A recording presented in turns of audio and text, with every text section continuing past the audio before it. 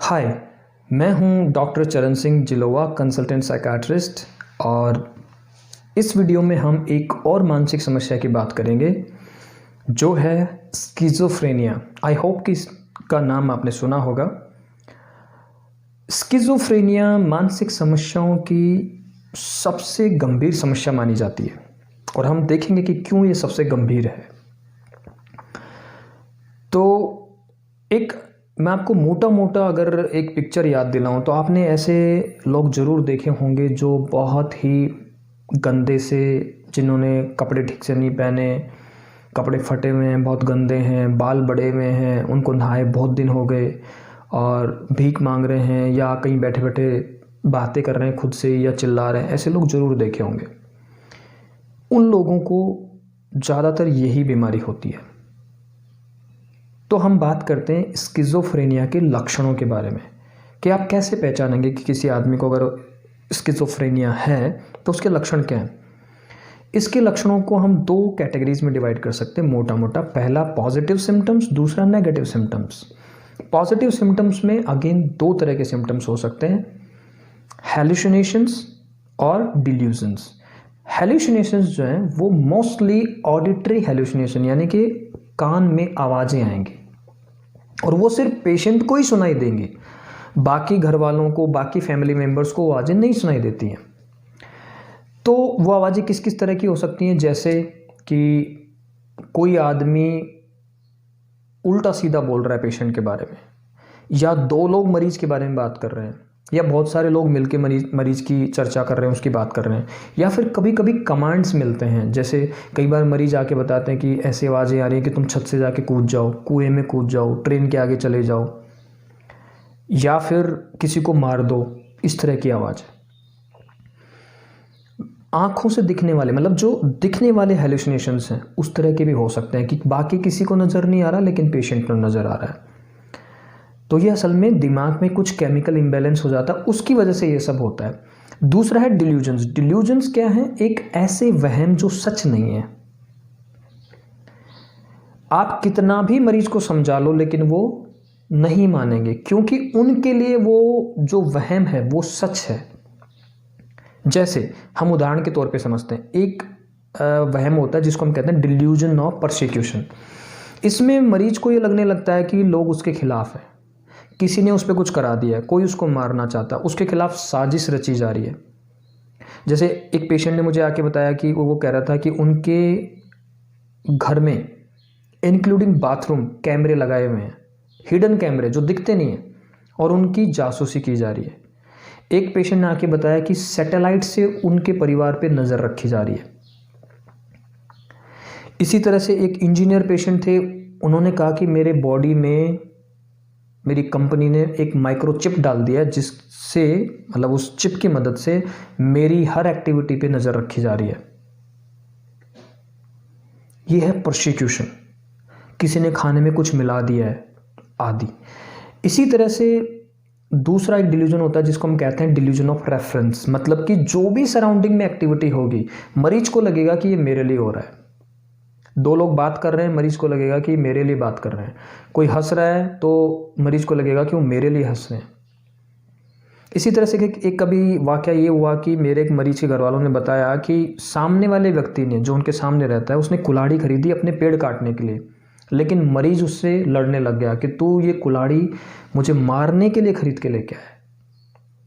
इसको कहते हैं डिल्यूजन ऑफ रेफरेंस। इसी तरह से एक डिल्यूजन होता है जिसको हम कहते हैं इरोटोमेनिया। इसमें क्या होता है, मरीज को ये लगता है कि कोई उससे बड़े ओहदे वाला आदमी उसके प्रेम में है। जैसे मेरी एक मरीज को क्या लगता है कि सोनू निगम जो बॉलीवुड सिंगर हैं वो उनसे प्रेम करते हैं, और जितने भी सॉन्ग्स सोनू निगम गाते हैं वो उनके लिए गाते हैं। तो ये डिल्यूजन है। अब आप कितना भी समझा लीजिए कि तुम्हारा और सोनू निगम का कोई संबंध ही नहीं है, कभी मिले ही नहीं, बट मरीज नहीं मानेगा, वो कोई ना कोई दलील देता रहेगा। जो आप सुनेंगे तो आपको लगेगा कि ये बेसलेस है, मतलब इसका कोई मतलब नहीं है। इसी तरह से और डिल्यूजन्स क्या हो सकते हैं, ग्रेंडियोसिटी हो सकती है। मरीज बड़ी बड़ी बातें करने लगेगा, जैसे कि मैं अरबपति आदमी हूँ, जबकि दिख रहा है कि वो ऐसा नहीं है। अरबपति कोई भी हो सकता है, बट सामने दिख रहा है कि ये सच नहीं है। और मैं बड़े बड़े नेताओं को जानता हूँ, मैं 20 से 30 लोगों को एक साथ लड़ाई में हरा सकता हूँ। या फिर कई बार ऐसे डिल्यूजन्स होते हैं जो संभव ही नहीं है। जैसे एक पेशेंट कह रहा था कि मेरे पेट में एलियंस रहते हैं। इसी तरह से दूसरे पेशेंट ने कहा कि मैं सूरज को उगने से रोक सकता हूँ। तो इस तरह के डिल्यूजन्स हो सकते हैं जो प्लॉसिबल नहीं है, संभव नहीं है। ये मोटे मोटे लक्षण हो गए। कभी कभी जो पॉजिटिव सिम्टम्स हैं उसमें जो एक और इम्पॉर्टेंट बात है वो ये कि कभी कभी पेशेंट बहुत ज़्यादा गाली गलौज, गुस्सा और मारपीट भी करने लगता है। आप जिसको डिसऑर्गेनाइज्ड बिहेवियर कह सकते हैं। इसके अलावा जो नेगेटिव सिम्टम्स हैं उनमें जैसे एपैथी, मतलब कि पेशेंट बिल्कुल अनकंसर्न हो जाता है फैमिली से, रिलेशनशिप से, बच्चों से। घर में अगर कोई दुख भी आ गया तो उसको वो दुख नहीं महसूस होगा। कोई खुशी की बात है तो वो उस खुशी में खुश महसूस नहीं करेगा, अनकंसर्न हो जाएगा। अकेला बैठा है, गुमसुम, किसी से बात नहीं, नहाना धोना बंद कर दिया है, गंदा रह रहा है। इसी तरह से एनीडोनिया, मतलब जिन चीज़ों में उसको पहले आनंद आ रहा था अब आनंद नहीं आता। पहले परिवार के साथ घूमने फिरने में, बैठ के बात करने में उसको अच्छा लगता था, अब नहीं लगता। ऐसे एवोल्यूशन मतलब जो एक्टिविटीज़ वो पहले कर रहा था, ज़रूरी एक्टिविटीज़ जैसे ऑफिस जाना, घर के काम, वो सब छोड़ देगा। इसी तरह से वो एसोशियल हो सकता है, मतलब सोसाइटी में घुलना मिलना बंद कर देगा। तो ये हैं मोटे मोटे स्किज़ोफ्रेनिया के सिम्टम्स। अब हम बात करते हैं कि इसके कारण क्या हो सकते हैं। दो मुख्य कारण हैं। पहला है आनुवांशिक, जेनेटिक्स। दूसरा है आपका वातावरण। अगर मान लीजिए किसी व्यक्ति को स्किज़ोफ्रेनिया है तो उसके जो भाई बहन हैं उनको स्किज़ोफ्रेनिया होने की संभावना लगभग 8 से 9% है। किसी व्यक्ति के एक माता या पिता को है तो लगभग 12%। अगर दोनों माता पिता को है, यानी दोनों पेरेंट्स को है, तो लगभग 45%। और जनरल अगर पॉपुलेशन की बात करें, अगर कोई भी 100 लोग उठा लें आप, तो उनमें से लगभग एक आदमी को ये समस्या है। तो जेनेटिक्स का बहुत बड़ा रोल है इसमें। इसके अलावा सराउंडिंग, आपका माहौल। अक्सर ये देखा गया है कि जो लोग गंभीर तनाव में रहते हैं, टेंशन में रहते हैं, उनको भी ये समस्या ज़्यादा होती है। 15 साल से लेके और 25-30 साल तक ये कभी भी ये समस्या हो सकती है। ज़्यादातर जो है वो इसी एज ग्रुप में शुरू होती है।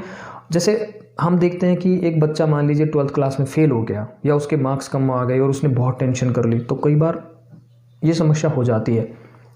असल में होता है कि ये समस्या किसी न किसी वजह से इसके जो रिस्क फैक्टर ने पहले से उसकी लाइफ में मौजूद थे और अभी एक टेंशन वाली बात और आ गई, इसलिए उसको ये बीमारी हो जाती है।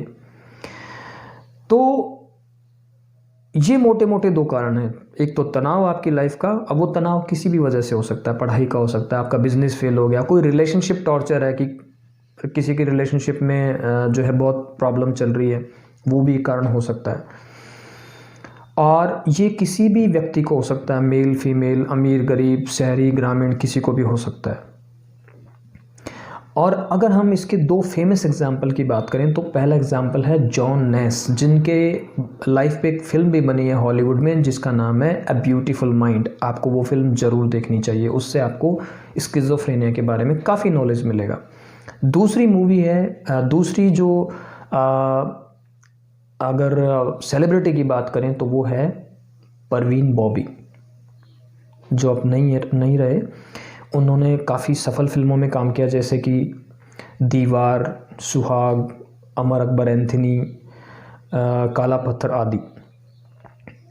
बॉलीवुड में भी इस पर फिल्में बनी हैं, तो आप चाहें तो बॉलीवुड फिल्में देखकर भी काफ़ी स्किज़ोफ्रेनिया का नॉलेज ले सकते हैं। जैसे 15 पार्क एवेन्यू, ये एक फिल्म है।